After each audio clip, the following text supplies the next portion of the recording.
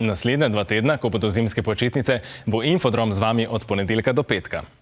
Novicam boste lahko prisluhnili v počitniškem krompirju, v katerem boste lahko videli in slišali še marsikaj zanimivega. O tem se je otroški poročevalec Svit pogovarjal z Niko Rozman, ki bo skupaj z Nikom Škrlecem vodila počitniški program. Živijo, jaz sem Svit in moja šolska torba gre za en teden v kot.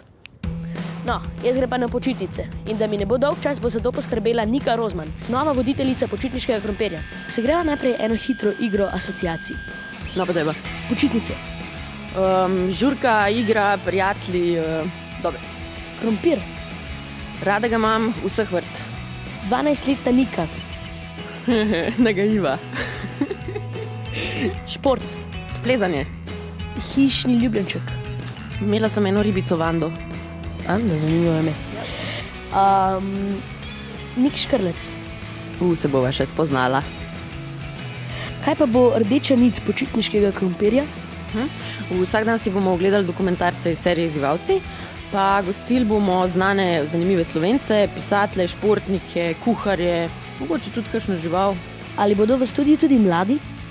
Ja, z nama se bojo družili tudi otroci, taki ustvarjalni mulci iz različnih področji. Super. Kaj pa gledalci, lahko tudi mi kako sodelujemo? Ja, lahko polajkate naš Instagram profil Počitniški krompir, na katerem boste našli tudi vsak dan nagradno vprašanje. Poleg tega ste pa vabljeni, da nam pošiljate vaše počitniške dogodivščine. To pomeni, kaj se vam dogaja med počitnicami in boste s tem tudi postali del počitniškega krompirja. Česa se pa najbolj veseliš? Izzivov z Nikom. Vsak dan bosta na izbiro 2 izziva, kjer se bova midva z Nikom pomerila in vi boste glasovali, kateri vam je bolj zanimiv in potem na koncu se bova pomerila. Kako je delo v studiu drugačno od dela v gledališču?